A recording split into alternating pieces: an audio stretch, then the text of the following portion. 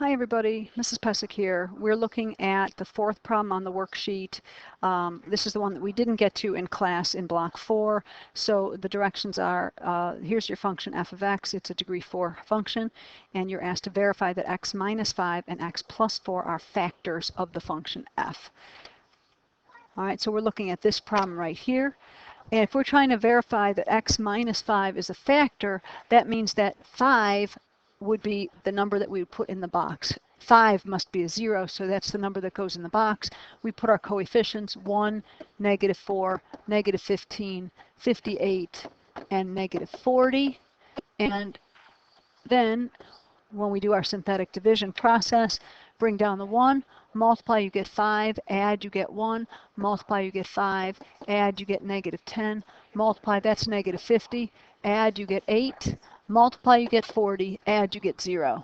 That 0 is your remainder, so that's good. That means that this right here gives you the coefficients of your quotient. So, for example, f of x could be written like this, but it also could be written x minus 5 times x, let's see, this is x to the 0, x to the first, x to the second, x to the third. So this is going to be x to the third plus x squared minus 10x plus 8. Now, we were told that x plus 4 is also a factor. That means that negative 4 must also divide in to this original function. But I don't want to go and put negative 4 in the box and redo it with these numbers, because that means x plus 4 must really be a factor of this. So in other words, I'm going to end up with x minus 5 times x plus 4 times something. And in order to find that, I'm going to do synthetic division with negative 4 in the box and these coefficients here, the 1, 1, the negative 10, and the 8 from this. So if I do that, I'm going to end up with negative 4 in the box, as I said, 1, 1, negative 10, and 8. And I'm going to bring down the 1, multiply, that's negative 4, add, that's negative 3, multiply, I get a positive 12, add, that's 2, multiply, get negative 8, add, that's 0. And this number here is the remainder. That's good. That's a 0. That means that x plus 4 is a factor. And this missing factor here can now be filled in. It's going to be 1x squared minus 3x plus 2. So I'm going to fill that in right here. X squared minus 3x plus 2. All right, so far we've verified that x minus 5 and x plus 4 are factors. Check, we did that. How do we know they're factors? Because we ended up getting 0 when we divided synthetically. All right, on to part B, find the remaining factors of f. Well, that here is a remaining factor, but it's a squared factor. So I would say let's factor that to get 2 linear factors. This thing does factor into, let's see, I'll have an x here and here, I'll have a 2 here and a 1 here. Both of them have to be minus. So our 2 remaining factors would be x minus 2 and x minus 1. So to write the complete factorization, if I can squeeze that in here, the complete factorization would be x minus 5 times x plus 4 times x minus 2 times x minus 1. You're supposed to list all of the zeros of the function. Next, that's when you're going to set each of these equal to 0, and that means my zeros will be 5, negative 4, 2, and 1. And then you're supposed to graph this by using the leading coefficient test and by finding the x-intercepts. I know that my function, my original function, which is here, was a degree 4 and a leading coefficient was positive. So that means that when I graph this, it is degree 4, leading coefficient is positive 1. So that means our general shape is going to look something like this. All right, so I want this kind of W shape, but I don't know exactly where it's going to go, so I need to use the zeros to help me out with that. I'm going to have zeros at 5 right here, and at 2, and at 1, and at -4. And so when we draw this graph, these each occur just one time. So each of these has a multiplicity of 1. So that means I'm just going to cross through at each one. So the graph's going to look something like this. Other things that we didn't get to today in class was, let's see, going back. We didn't get a chance to talk about the division algorithm. D of x and f of x are polynomials with the degree of d of x less than or equal to the degree of f of x. There exist two polynomial functions, q of x and r of x, so that f of x equals d of x times q of x plus r of x, where r of x equals 0 or has a degree less than the degree of d of x.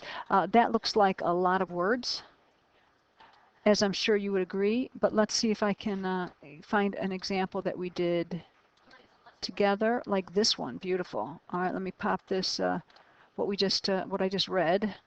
That's this division algorithm. Let's tie it in with this example that we did together today. Remember, we were dividing, let me get rid of this.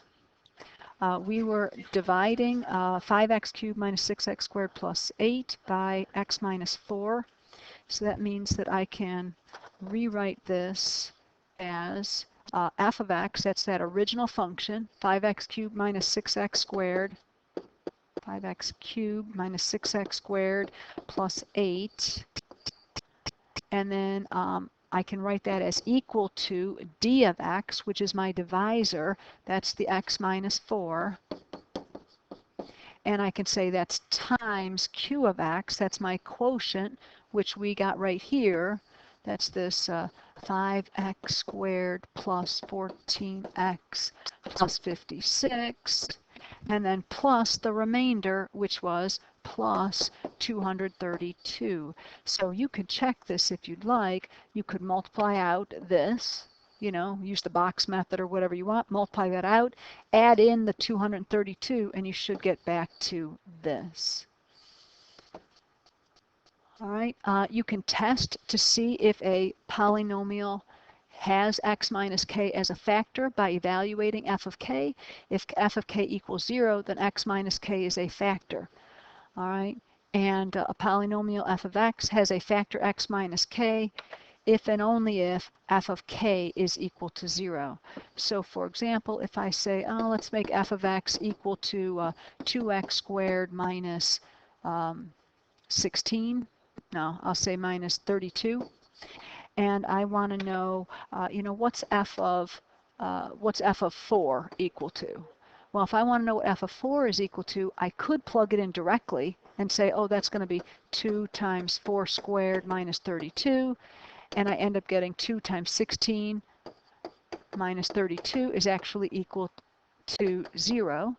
Or I could have actually done synthetic with it, put 4 in the box and my coefficients 2, 0, and a negative 32 here, and do my synthetic division process. Bring down the 2, multiply, I get 8, add, I get 8, multiply, I get 32, add, I get 0. So yeah, we get a 0 here, and I get a 0 here, and that tells me that, that tells me that x minus 4 is a factor. So if 4 works in the box to give us a 0 here, that means x minus 4 is a factor. All right, let's see if there's anything else real pressing here. Uses of the remainder in synthetic division. The remainder r is obtained in the synthetic division process. We just kind of talked about that. And the remainder r gives the value of the function at x equals k. So f of k is the remainder r. All right, and so if I make up some example here, like if I make up an example like f of x equaling 2x squared plus 3x minus 1, and I want to know what is f of negative 1,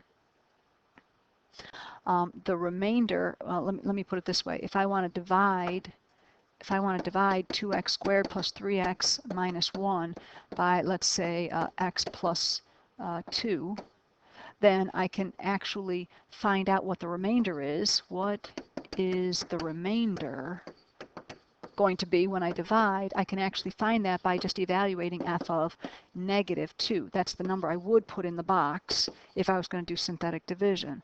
Well, f of -2, I can do it directly. 2 times -2 squared plus 3 times -2 minus 1. That gives me 2 times 4 minus 6 minus 1. That's 8 minus 6 minus 1. That's 2 minus 1. I get 1. So is that really the remainder I would get if I was going to divide?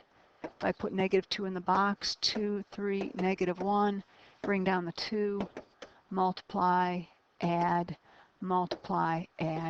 sure is. So that number here matches this number here. All right. Okay, so that's it to finish up our notes, and I hope that you're able to be successful with the homework. See you next time.